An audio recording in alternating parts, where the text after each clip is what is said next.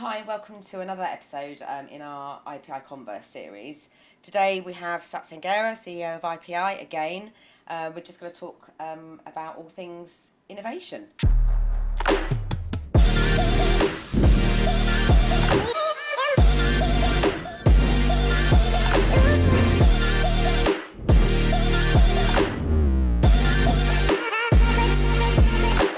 It's clear that innovation is deeply ingrained in IPI's DNA. You mentioned it earlier. Yeah.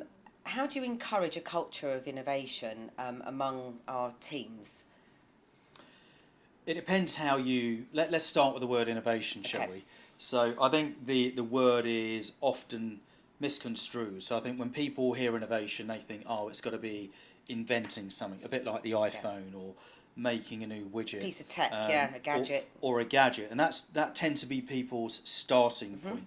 But in fact, do you mind if I just take out my No, phone? I think we please should look do. at what innovation means, right? So let me just type it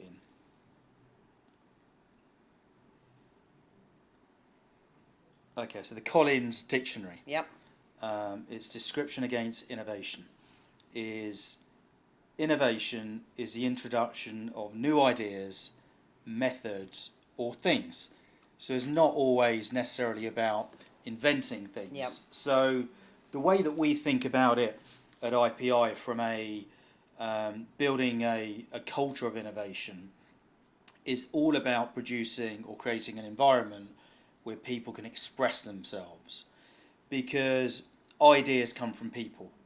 And the way that I look at it simplistically is the more ideas that you have flowing through an organisation from your people will provide you with ample opportunity to innovate in different ways. So it could be innovation of technology, and we've done that recently, over the last couple of years with some real interesting bits of innovation that are now being sold globally.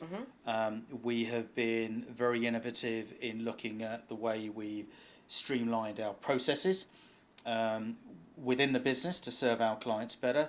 We've been very innovative in the way that we market to clients and new prospects and some of the events that we're running. So innovation comes in all different guises. So when we then look at a culture of innovation, what do we mean by culture? So in our world, it's having an environment that encourages people to be the best versions of themselves at work, to express themselves freely. Now, to express yourself freely means that you're giving yourself the ability or the room to be creative. And if you put all of those things, into a bucket, what you'll have is this constant churning out of ideas, new ways of doing things. Then what we have to do is sort of say, well, that's happening within our four walls or within IPI. How do we now relate that to the outside world in terms of the clients that we support and partner with, partners that we work with, so we have third-party partners that we work with, and new prospects that we're trying to engage. And what you'll find is your messaging will be interesting because it will be very different, and we're challenging the status quo. We'll also find within that you've got a wider pool of participation. So it's not just falling out the leadership meeting. In fact, some of the best bits of innovation or ideas that we've had improving IPI has come from our people who may not be as part of that leadership team. Yeah. And I guess, we give, or you, the leadership team, give a really good platform to our people to enable multiple platforms in Sure. IPI, actually, to enable them to give that information, the feedback. And you've also got the Innovate programme, haven't you? Tell us a bit about that. Exactly that. So we have the people forum to start with, which is an internal forum where essentially some of us sort of go across all the offices once a quarter and just have a forum for people to feed back what we're doing well. There's an old saying, isn't there? Success leaves clues. So how do we explore what we do very well and replicate that? And then it's an honest feedback session around things that we are probably not doing so well, and how do we collectively try and fix things through ideas. So that's an opportunity for people to turn up and share their ideas. But of course, outside of the IP Innovate event, people can just call us up or capture us in the office. But the forum makes it real. It gets people thinking about it. We then have IPI Innovate, which Yep. are our client events, and an amazing opportunity for our clients to turn up and provide us with feedback around what we're doing well, new ideas or things that we should be thinking about to serve them better. We have technical forums that we run, you know, because it's always good, you know, at the end of the day we provide technology solutions and services, so it's also good to get feedback around the technology that we're providing.